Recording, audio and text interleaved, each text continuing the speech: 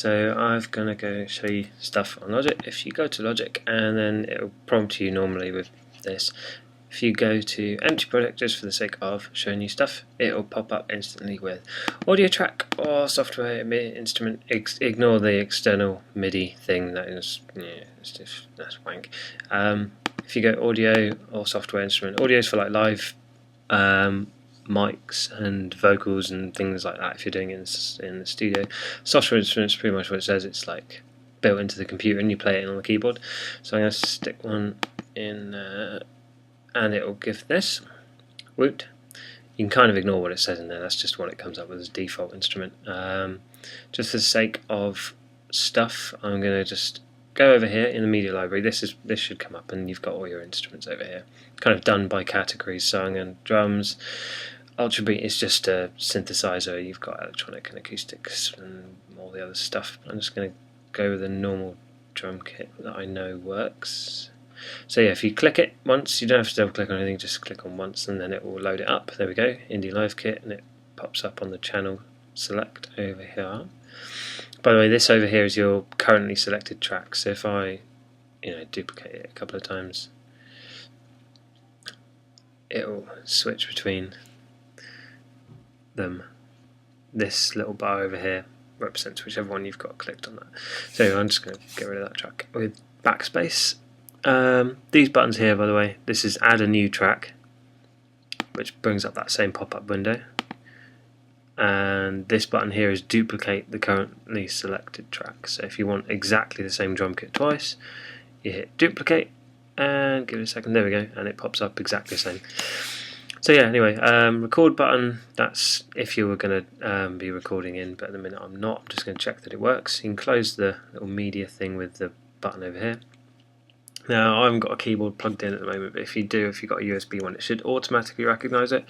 But for the sake of showing you, I'm going to hit caps lock on the keyboard, and it pops up a little kind of built-in one which maps to your normal keyboard. So, oh, if you have to press R to hear anything back.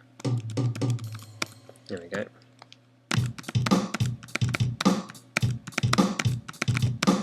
There we go, that'll do. But yeah, so there we go, we've got that done and sorted. Basically then you've got tempo, so speed down here in the bottom. Time signature 4/4, which is fine. And then over here you've got the click track. There's two different click tracks, but it doesn't show two buttons. If you hold down when you click on it, if you click and hold on it, and then keep holding down but move the mouse, you'll see click while recording is ticked. So as soon as you hit the record button, it's going to go tick tock tick, and then click while playing is just if you're just playing back and like what we're looking at now. So if I click that on and then go and look at that again by clicking and holding on it, holding down, you see that's selected now, click while playing. So even when we just hit spacebar to play, you get that. I don't want that, but I do want it while recording. So anyway, I'm going to hit record and just record a 4-bar loop.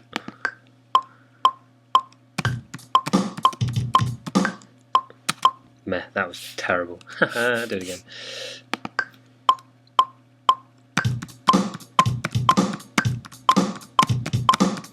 Cool, you'd never know I was a drummer. Anyway, yeah, so that's basically recorded a 4-bar loop. To stop recording, I just hit spacebar again. You'll notice it gives you a count of 4 before it actually starts recording. Like, it doesn't show up, it kind of starts here and goes 1, 2, 3, 4, and then in.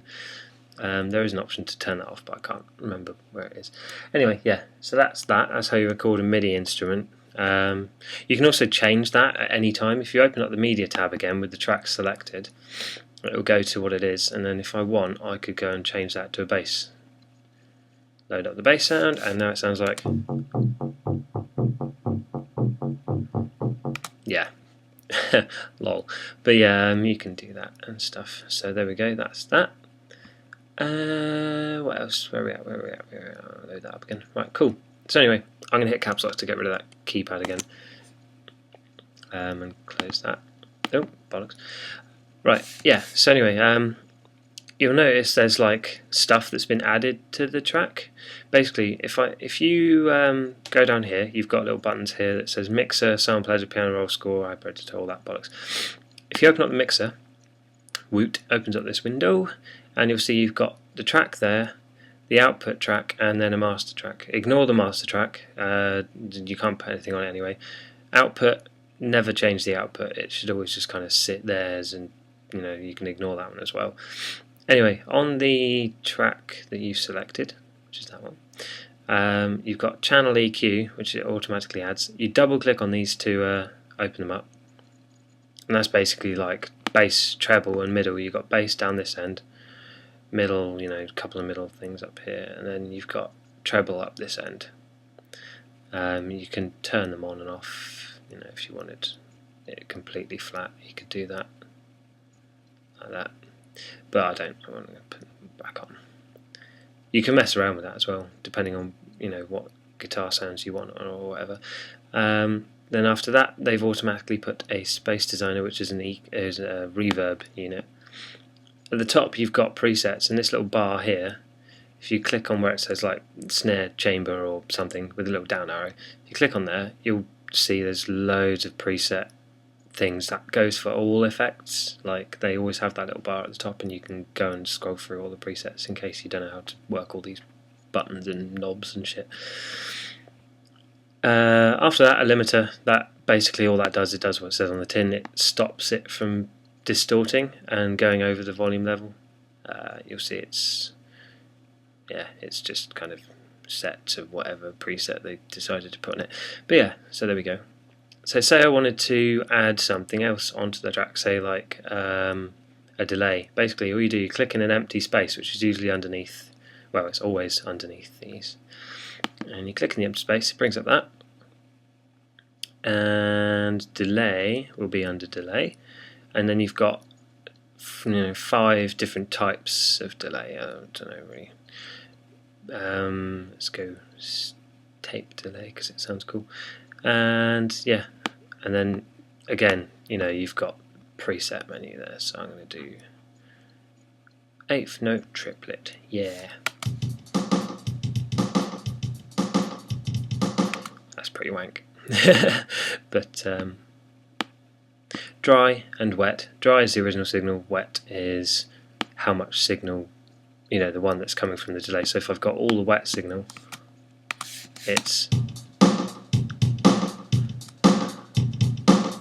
just the delayed signal. If I put just the dry and no wet, it's just the original one. So if I do that, you only hear a little bit of the delay.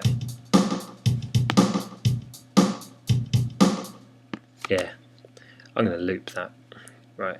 So yeah, that's now you add effects anyway. Just have a play around, see what you can find in there. Whatever you got, reverb, pitch correction, modulation. You got flanger, choruses, phasers, all that kind of stuff. Dynamics, don't really need to worry too much about that, but there is a limiter in there if you wanted to find that.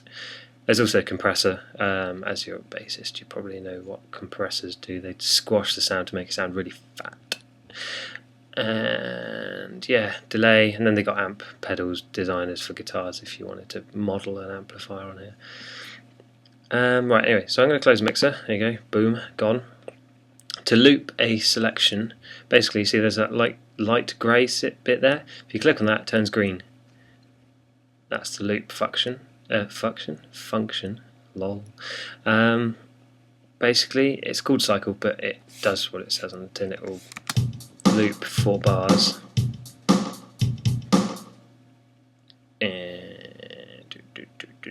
And back to the beginning. If you want to change the length of it, just go to either end of it, click and drag, and then you can click in the middle where the little hand pops up, and you can move where the whole thing changes. So I want it there, and I want to, oh god, and I want to change that to 2 bars.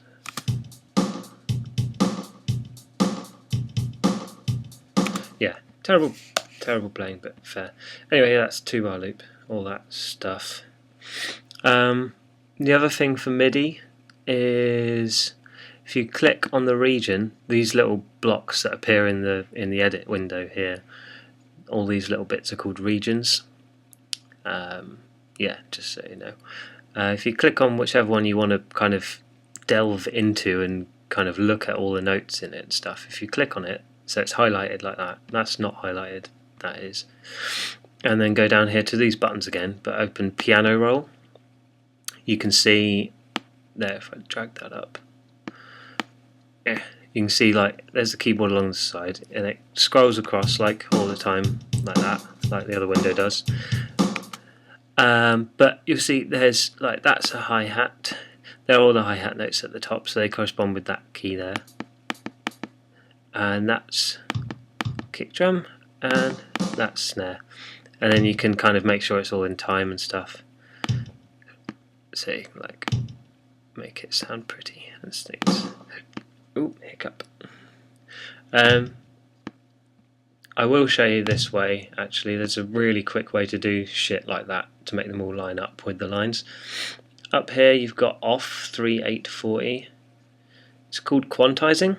Basically if you just go 16th note, basically what it does, it snaps all the beginnings of these notes to like one of these little lines. I always have it on 16th note because then it plays. It usually works for most stuff. Oh god.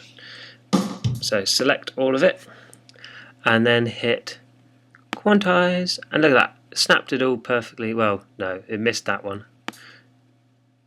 Lol. Occasionally it will do that, it will just not quite do them in the right place, so you have to double check all the time. But quantize again. Let's move that one.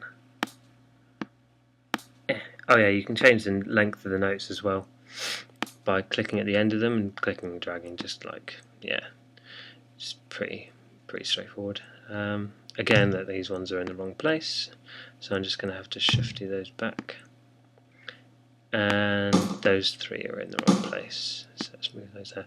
That is one disadvantage to this, it does tend to make mistakes because it's a computer and it's stupid.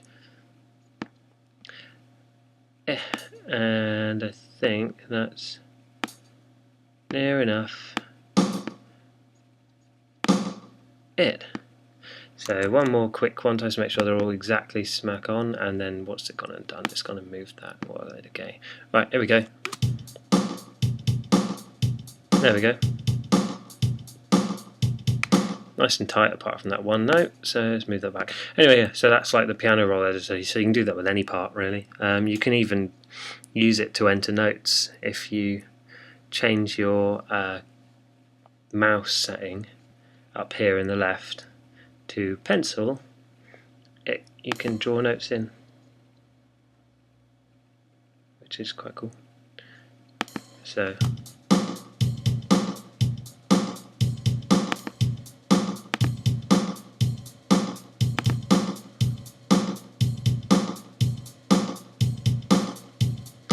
yeah, you can do that. Anyway, yeah, so that's piano roll. Other than that, the only other thing you've got to worry about is audio track. So if I go to add button and I select an audio track, it gives you the options for mono or stereo, so that's left and right or just one thing. You normally want to stick with mono. Input, if you had an audio interface connected like you will in the studio or whatever, then you'd select whichever input you want, and then don't worry about those two. Okay, great. Boom, it's called Audio 1. You can close that, you don't really need anything of that. Normally you would have a R button there, an R, like the Indie Live kit, and you'd click that when you're ready to record. And if you want to hear what's coming through the mic line, you click Input, and then it will show you what's coming in. But because I haven't got an interface connected, I haven't got any mics plugged in or anything, so it's not there. But I just thought I'd show you anyway. M and S, fairly self-explanatory. Mute, solo. So solo effectively mutes every other channel that you'd have. Yeah. What I will do actually to show you a little bit better is open something. What do I want? Yes, right. This is some coursework I did, all live recorded stuff. This is some coursework from last semester, but if I open the mixer, you can see that I've got reverb on that channel, and then an EQ, and then a limiter, and some compression on there and stuff. And it gets messy, but you've got levels there. Oh, one thing I forgot to say is ignore where it says off and read. Don't worry about that yet.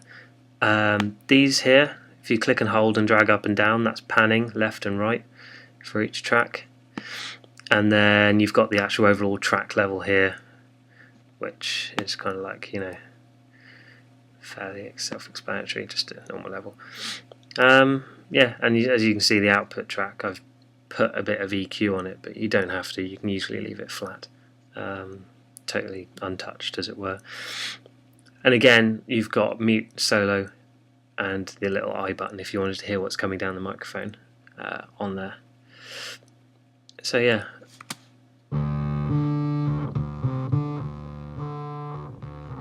And it displays the track in real time. So if I hit that track there, you can see it's popped up in the monitor on the left. You can see it's staying below the red. When it peaks, it will go red. If I just demonstrate that. You see it's gone red. It's gone 6 decibels above 0, which is bad, so bring it down back to 0, obviously. But if it was doing that, you'd have to turn something down somewhere along the line, or you can just put a limiter on there. You can turn these on and off with the bypass button when you double click them to open them. Oh god, killed my laptop. You'd hit bypass and it will come up orange, and that means it's turned off.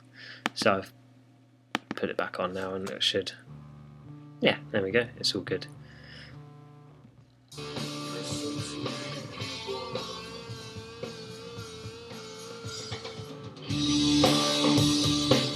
So yeah, anyway, hope that helps. If there's anything else you want me to do, feel free to ask. I'll probably be online in about 10 minutes anyway to talk to you. So yeah, catch you in a bit.